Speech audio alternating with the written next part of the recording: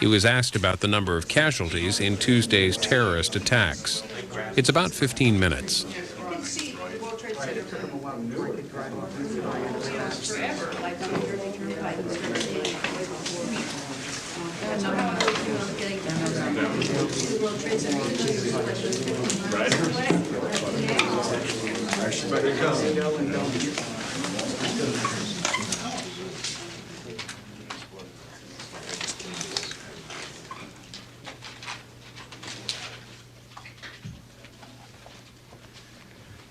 Good afternoon.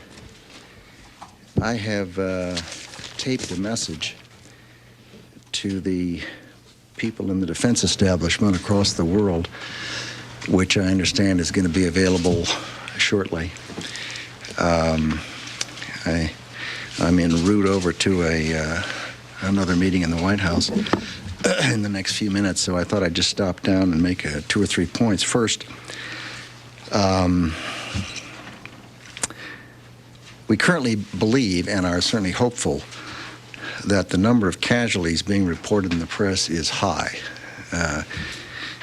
As you know from your own observation out there, the work is still going forward, and we won't know for some time precise numbers, but from everything that we currently know, the estimate that's been widely reported is considerably high, and we certainly pray that that's the case. Second, I do want to again express our sympathy to the families and friends and colleagues of all those who have been harmed by this attack on our country. Also, we're, needless to say, deeply grateful to the many units from all over this area that are out there and have been out there for more than 24 hours. Firemen, ambulances, and different teams and squads of individuals who are doing a very professional job for our country.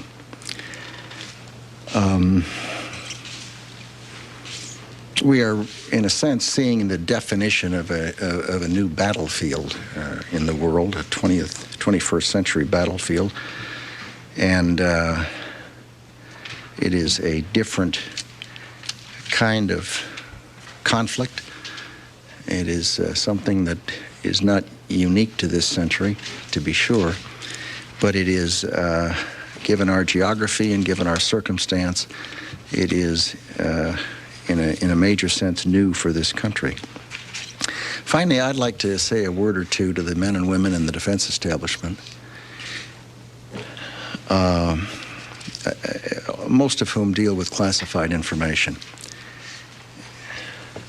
Since the end of the Cold War, there's been a relaxation of tension, and it's had a lot of effects. It's led to proliferation. It's led to the movement towards asymmetrical threats as opposed to more conventional threats. One of the other effects has been it has had an effect on how people handle classified information.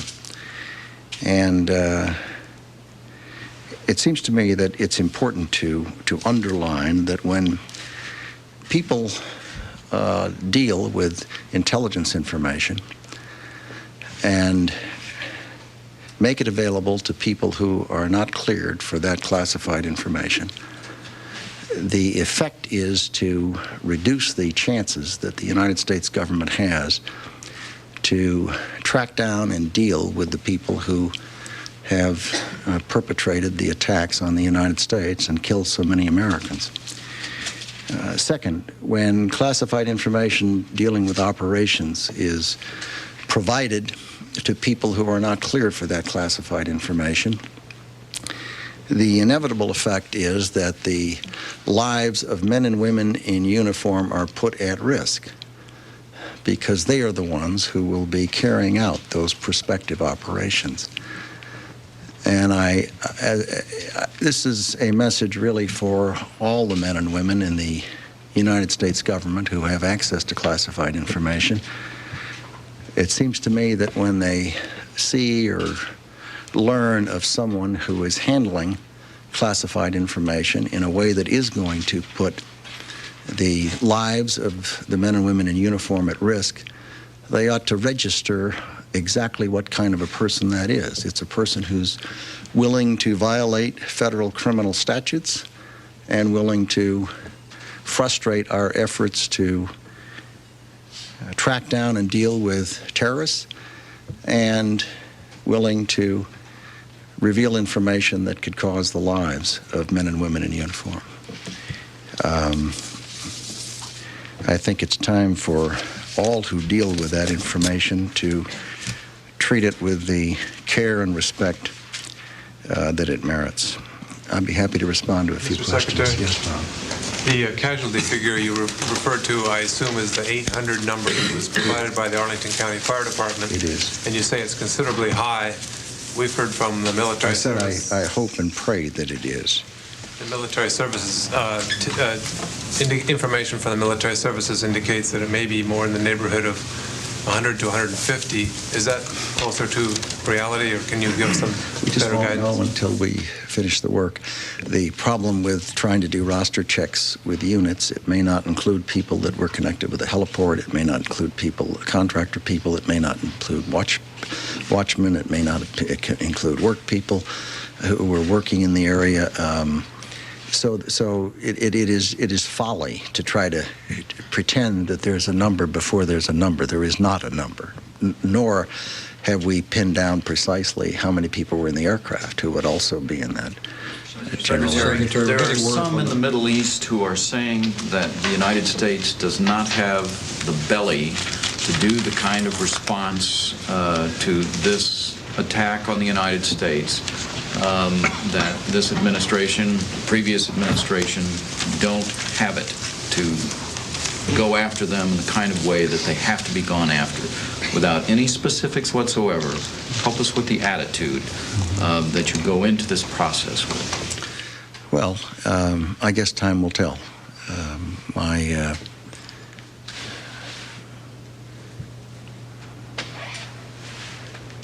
guess I'm kind of old-fashioned. I'm inclined to think that if you're going to cock it, you throw it, and you don't talk about it a lot. So my instinct is that what you do is you go about your business and do what you think you have to do. I think anyone who thinks it's easy is wrong. I think that it will require a sustained and broadly based effort, and I don't think that people ought to judge outcomes until a sufficient time has passed to address what is clearly a very serious problem for the world. And it's not restricted to a single entity, state or non-state entity. It is an attack on a way of life. The purpose of terrorism is to terrorize. It is to alter behavior. It is to force people who believe in freedom to be less free by altering their behavior and redressing a balance between freedom and security.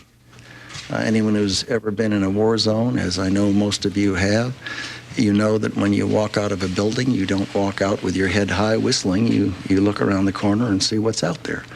And that's not the way Americans live, and that's not the way we want to live. Mr. Secretary, let me ask one. I was just cut off for a second, which I kindly left to my colleagues. So we're getting word from reporters at the White House, quoting Ari Fleischer, that the target of the 757 was actually the White House, and also Air Force One was targeted. Can you shed any I'll leave that to the White House. I'll leave that to the White House. Mr. Secretary, your comments on the handling of classified information, are you suggesting that it's time to move to a more secretive government in which there's less transparency about what it is you're doing? And how does that square with the goal of openness that reassures both friends and foes around the world that the United States intentions are good? We all know that there's a wealth of material that's classified unnecessarily and doesn't necessarily need to be. Well, As I'm sure you've discovered, I do believe in openness, and I think it's enormously important in a free system with a free press and a democratic underpinning to our wonderful success as a country that we recognize that and respect it. I also know that you're quite right. There are things that get classified that ought not to be classified.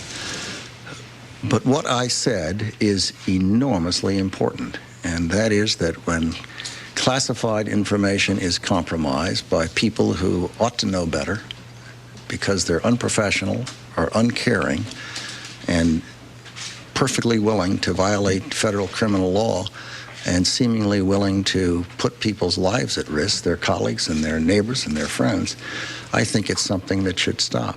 Yes. Sir, Jim's question, folks, he needs to leave. We need to get you across the river. Last question. Was sloppy handling of classified information, did that play some role in the attacks?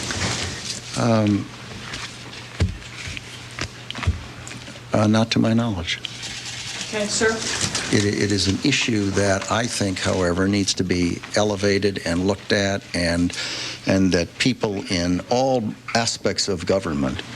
What's the catalyst? Why are you raising that today? Yeah, has it happened in the aftermath?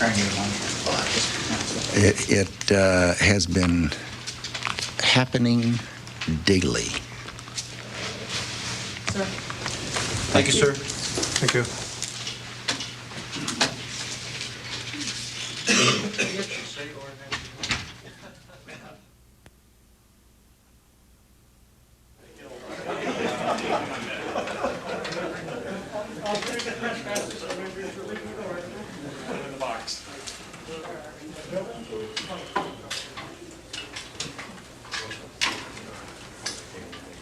In the evening, President Bush inspected the damage at the Pentagon.